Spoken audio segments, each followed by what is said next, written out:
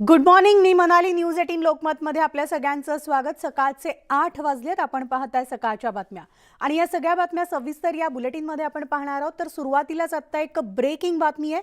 वेदांता फॉक्सकॉनचा प्रकल्प राज्याबाहेर गेल्यामुळे राजकीय आरोप प्रत्यारोप सुरू असतानाच वेदांता फॉक्सकॉनचे अध्यक्ष अनिल अग्रवाल यांनी ट्विट करत महाराष्ट्रात यापुढील काळात गुंतवणूक करण्यास कटिबद्ध असल्याचं म्हटलेलं आहे.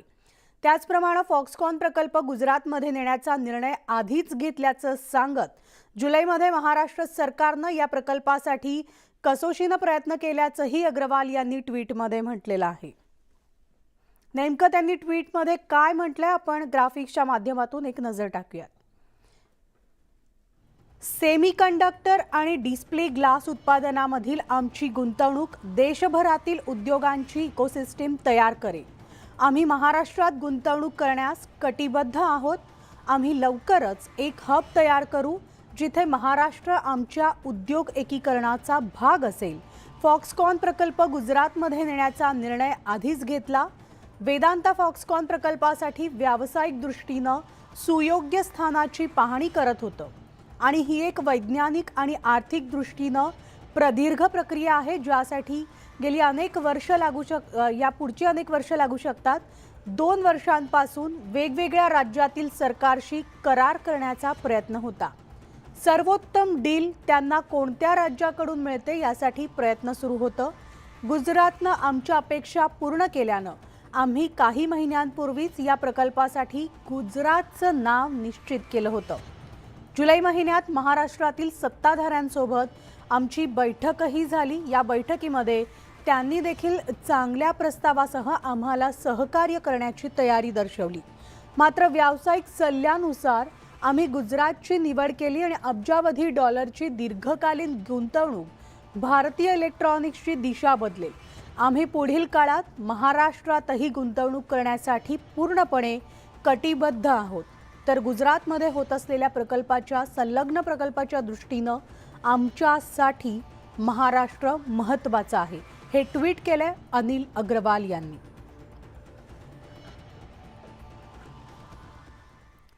दरम्यान वेदांता फॉक्सकॉनच्या संलग्न प्रकल्पासाठी महाराष्ट्राची निवड करण्याचा निर्णय घेतल्याबद्दल उपमुख्यमंत्री देवेंद्र फडणवीसांनी वेदांता फॉक्सकॉनचे आभार मानलेत.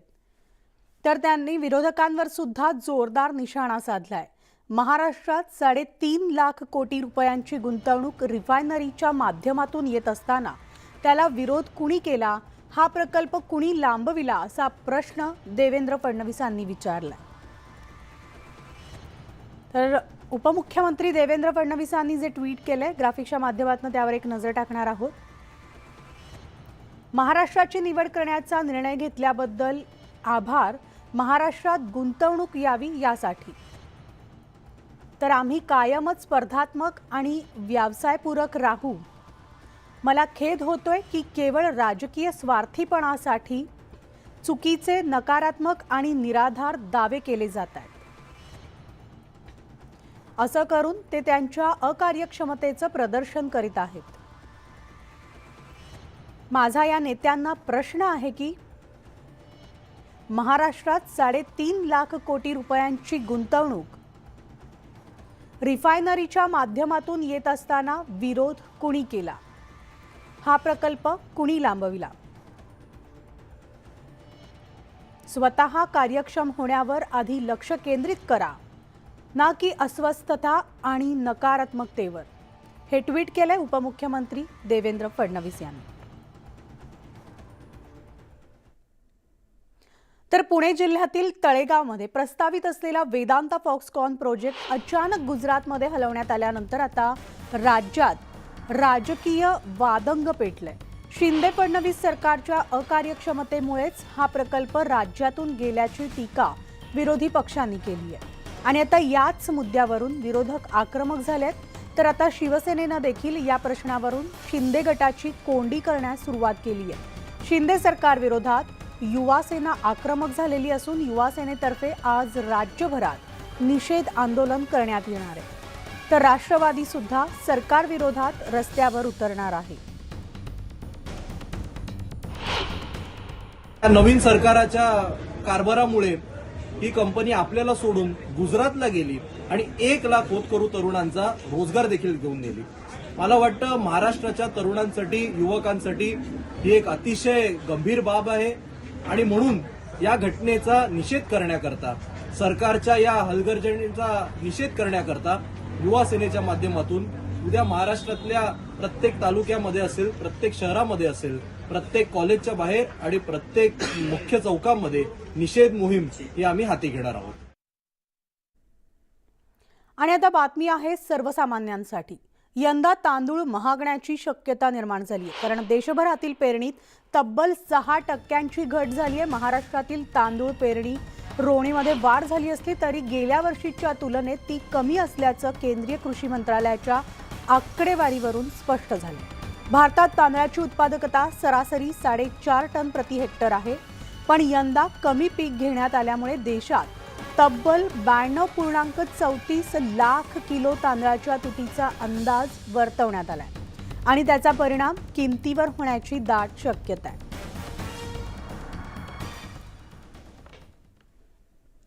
तर नाशिकच्या पिंपळगाव टोलनाक्यावरील महिलांच्या फ्रीस्टाईल हाणामारीची घटना आता समोर आली आहे. टोल नाक्यावरील महिला कर्मचारी आणि महिला प्रवासीमध्ये झालेल्या वादानंतर ही मारहाण झाल्याचं सांगण्यात येतं. टोल नाक्यावरील महिला कर्मचारी आणि पोलिसात काम करणारी प्रवासी महिला यांच्यात टोल भरण्यावरून वाद झाला, तर वाद विकोपाला गेल्यानंतर महिलांमध्ये फ्रीस्टाईल हाणामारी झाली. टोल नाक्यावर 2 महिलांमध्ये मारहाणीचा हा व्हिडिओ सोशल मीडियावर व्हायरल झाला आणि त्यावेळेस प्रवासी महिलेला मारहाण करणाऱ्या टोल नाक्यावरील 2 महिला कर्मचाऱ्यांचं निलंबन करण्यात आलं.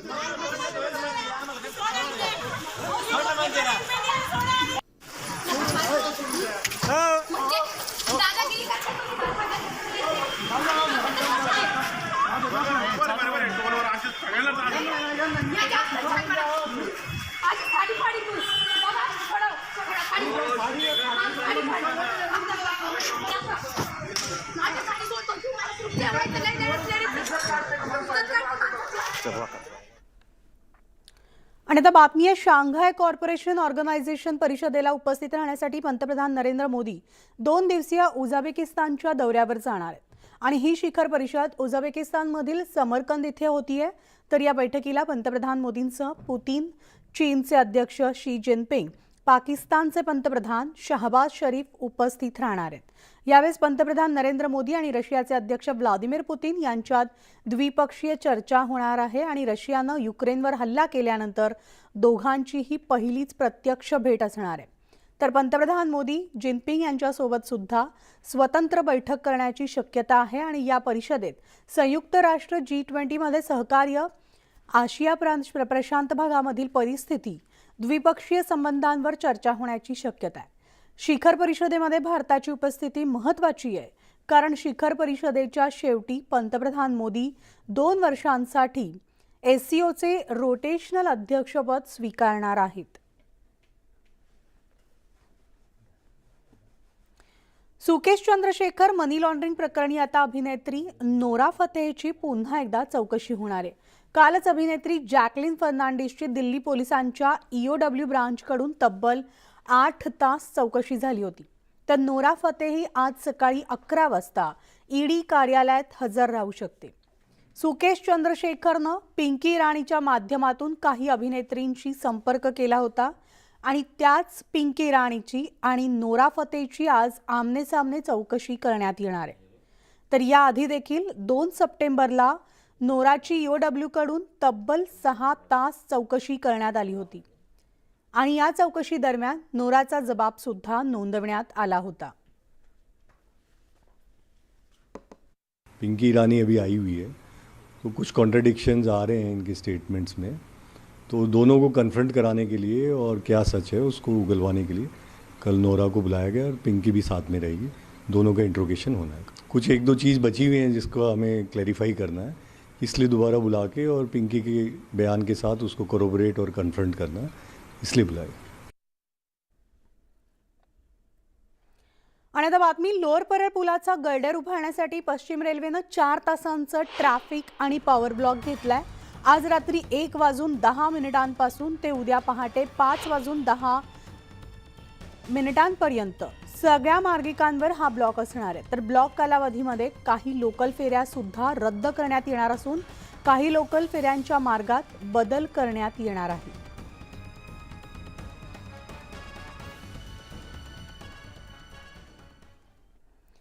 आणखी एक महत्त्वाची बातमी ती म्हणजे एसटी महामंडळामधील एसटी कामगार संघटनेनं पुन्हा एकदा एसटी संपाची चाचपणी सुरू केली आहे. कर्मचाऱ्यांचे 2020 पासून थकीत देणी तातडीनं देणं, मॅक्सी कॅबला प्रवासी परवाने देऊ नयेत या आणि अशा एकूण 34 मागण्यांसाठी राष्ट्रवादी काँग्रेसच्या एसटी कामगार संघटनेनं लाक्षणिक उपोषणाची नोटीस एसटी महामंडळाला दिली आहे. तर आज संपाच्या नोटीसीवर महामंडळात चर्चेचं आयोजन करण्यात आलंय.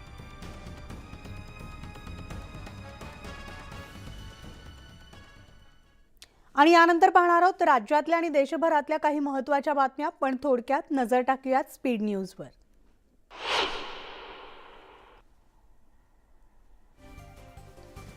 फॉक्सकॉन प्रकल्प राज्याबाहेर जाण्याचं खापर मुख्यमंत्री एकनाथ शिंदेंनी महाविकास आघाडीवर फोडलं असून विरोधकांनी याबाबत आत्मपरीक्षण करावं असंही शिंदेंनी म्हटलंय.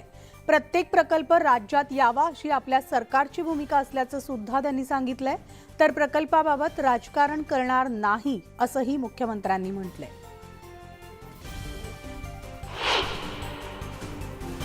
फॉक्सकॉन प्रकल्प गुजरातमध्ये गेल्याचं प्रकरण ताजं असताना रायगड जिल्ह्यातला प्रस्तावित बल्क ड्रग्ज पार्क सुद्धा गुजरातमध्ये नेल्याचा आरोप आदित्य ठाकरेंनी केलाय.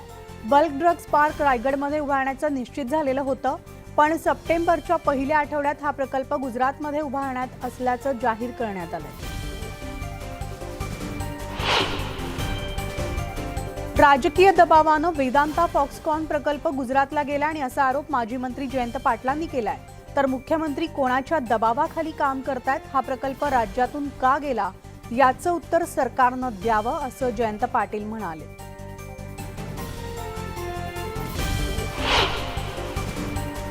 शिवसेनेमधून शिंदे गटात सामील झालेले बुलढाणा जिल्ह्याचे खासदार प्रतापराव जाधव यांची शिंदे गटाच्या शिवसेनेच्या नेतेपदी निवड करण्यात आली. तर गेली 3 टर्म प्रतापराव जाधव हे लोकसभा मतदारसंघातून निवडून येत असून प्रतापराव जाधवांना नेतेपद दिल्यानं कार्यकर्त्यांमध्ये कमालीचा उत्साह पाहायला मिळतोय.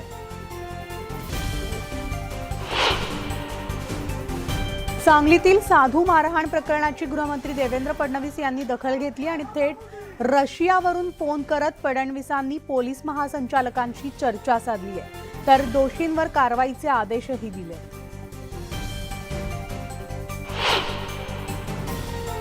समृद्धी महामार्गावर आता पोलीस ठाणे उभारण्याचा निर्णय घेण्यात आलाय. प्रवाशांची सुरक्षा आणि वाहतुकीवर नियंत्रण या उद्देशानं या पोलीस ठाण्याची उभारणी करण्यात येणार आहे.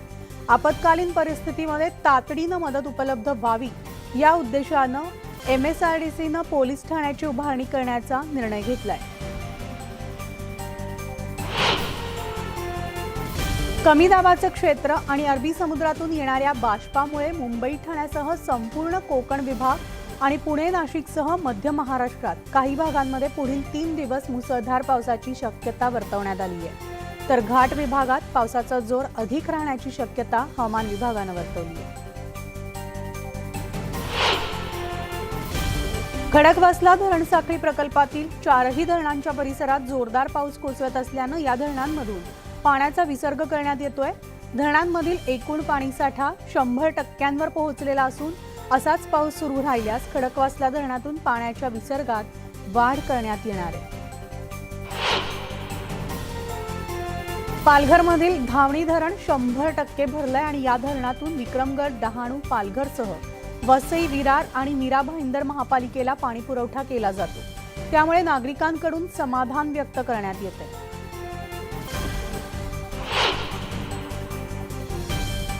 जलप्रदूषण रोखण्यासाठी राज्यातील सगळ्या धरणांच्या पाणलोट क्षेत्राच्या दोन्ही बाजूस 200 मीटरच्या परिसरात बांधकाम करण्यास राज्य सरकारकडून बंदी घालण्यात आली आहे आणि त्याची अंमलबजावणी जलसंपदा विभागाकडून सुरू करण्यात आली आहे. तर या निर्णयामुळे आता धरणाच्या कोणत्याही स्वरूपाचं बांधकाम करण्यावर नियंत्रण आलंय. वातानुकूलित लोकलच्या वाढत्या फेऱ्यांसाठी मुंबईकरांना आणखी काही काळ प्रतीक्षा करावी लागणार आहे, कारण 238 वातानुकूलित लोकल प्रत्यक्षात ताफ्यात दाखल होण्यास 2 वर्षांहून अधिक काळ लागणार आहे आणि तोपर्यंत पश्चिम आणि मध्य रेल्वेवर सेवेत असलेल्या 12 वातानुकूलित लोकल गाड्याच धावणार आहेत.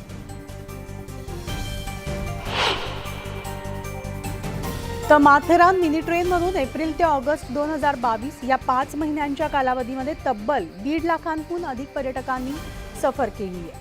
मध्य रेल्वेला सुमारे 1 कोटी रुपयांहून अधिक महसूल मिळालाय.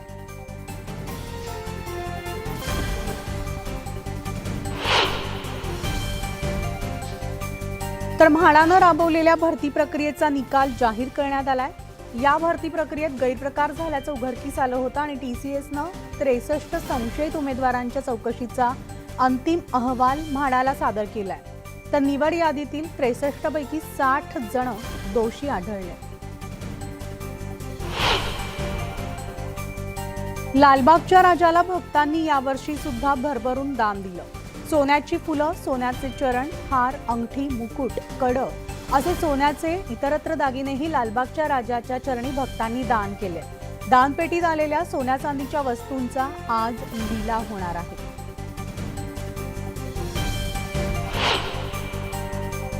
श्रीमंत दगडूशेठ हलवाई सार्वजनिक गणपती ट्रस्टतर्फे सुरू असलेल्या विविध सामाजिक उपक्रमांबद्दल आणि कोरोना काळातील योगदानाची वर्ल्ड बुक ऑफ रेकॉर्ड्सनं दखल घेतली आहे. मुख्यमंत्री आणि वर्ल्ड बुक ऑफ रेकॉर्ड्स लंडनच्या राष्ट्रीय सचिवांनी दगडूशेठ हलवाई सार्वजनिक गणपती ट्रस्टचा गौरव केलाय. देशपातळीवर लंपी आजाराचा प्रादुर्भाव झालेला असून नाशिकमध्ये ज्या जनावरांना लागण झाली तिथे उपाययोजना सुरू केल्याची माहिती दादा भुसे यांनी दिली आहे. जनावरांचं लसीकरण सुरू झालं असून त्यासाठी लागणारा निधी देखील उपलब्ध झाल्याचं त्यांनी सांगितलं. शिवडी ते न्हावाशेवा ट्रान्स हार्बर लिंक या देशातील सगळ्यात मोठ्या समुद्रावरील पुलाचं बांधकाम 84% आता पूर्ण झालंय. मुख्यमंत्री एकनाथ शिंदे यांनी समुद्रात जाऊन या प्रकल्पाची पाहणी केली. तर या प्रकल्पानं वेळेची आणि इंधनाची बचत होईल असं मुख्यमंत्री एकनाथ शिंदे म्हणाले.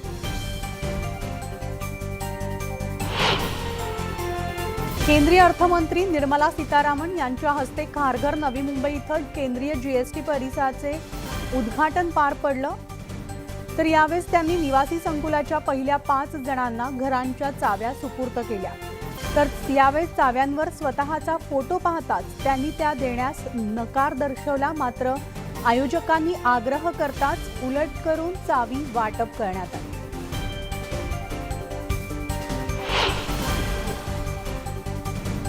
लोकसभा प्रवास कार्यक्रमांतर्गत पुणे जिल्ह्यात आलेल्या रेणुका सिंह यांनी आळंदीमध्ये संत ज्ञानेश्वर समाधी मंदिरात दर्शन घेतलं. नमामि गंगेच्या धर्तीवर इंद्रायणी नदी विकास करू असं त्यांनी यावेळी सांगितलं.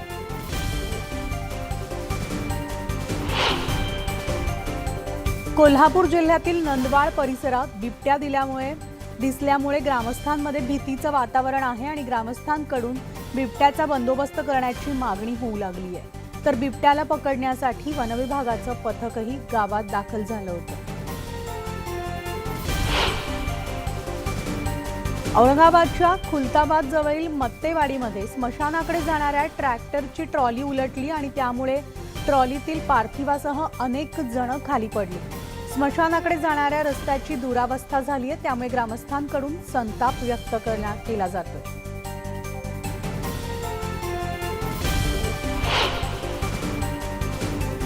पालघरमध्ये एका उच्चभ्रू वस्तीमध्ये सुरू असलेल्या सेक्स रॅकेटचा पोलिसांनी पर्दाफाश केलाय. पोलिसांनी सापळा रचून ही कारवाई केली आहे. यामध्ये 2 अल्पवयीन मुलींची सुटका करण्यात आली आहे. तर या प्रकरणी आरोपींविरोधात पॉक्सो अंतर्गत गुन्हा दाखल करण्यात आलाय. मुंबईच्या बोरिवली पोलिसांनी CCTVच्या मदतीनं चोरट्याला अटक केली आहे.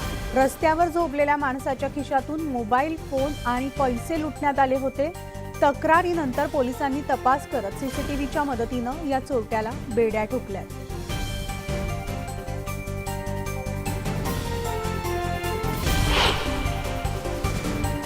आणि आता एक ब्रेकिंग बातमी आहे. मराठा समाजाबद्दल आक्षेपार्ह वक्तव्य करणारे जळगाव येथील पोलीस निरीक्षक किरण बकालेंचं निलंबन करण्यात आलंय. तर या अधिकाऱ्यानं मराठा समाजाबद्दल आक्षेपार्ह विधान केलं होतं आणि त्यामुळे मराठा समाज आक्रमक झाला होता. या अधिकाऱ्याची वादग्रस्त क्लिप व्हायरल झाल्यानंतर संभाजीराजे छत्रपती यांनी या PIला तात्काळ निलंबित करावं अशी मागणी देखील केलेली होती आणि त्यानुसार आता बकालेला निलंबित करण्यात आलेला आहे.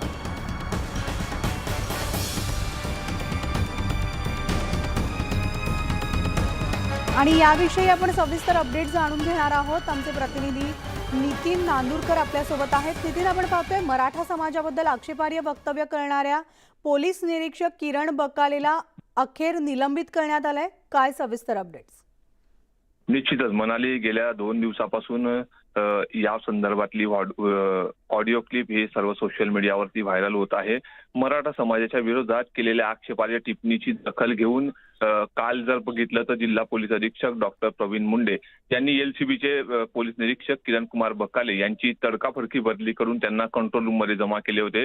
मात्र काल जर बघितलं तर काल दिवसभर मराठा समाज जळगावसह महाराष्ट्रभरात आक्रमक झाल्याचे चित्र या ठिकाणी पाहायला मिळाले. आणि या ठिकाणी नुसते बकाले यांचे निलंबन, या ठिकाणी जे बकाले यांची नुसती बदली नकोय तर निलंबनाची कठोर कारवाईची मागणी या ठिकाणी सर्व प्रमुख मराठा समाज बांधवांनी या ठिकाणी लावून धरलेली होती. याच माध्यमातून काल अनेक ठिकाणी आंदोलन देखील करण्यात आले, काही ठिकाणी निवेदनही देण्यात आले. याचीच दखल घेऊन नाशिक परिक्षेत्र विभागाचे विशेष पोलीस महानिरीक्षक डॉक्टर BG शेखर पाटील यांनी काल मध्यरात्रीच्या सुमारास या ठिकाणी किरण कुमार बकाले यांचे निलंबनाचे आदेश जारी केले आहे. यामुळे मराठा समाजाला कुठेतरी न्याय मिळाला असंच मत या ठिकाणी मराठा समाजाचे अनेक समाज बांधव या ठिकाणी व्यक्त करताना दिसून येत आहेत. म्हणाले. धन्यवाद नितीन या सविस्तर माहितीसाठी.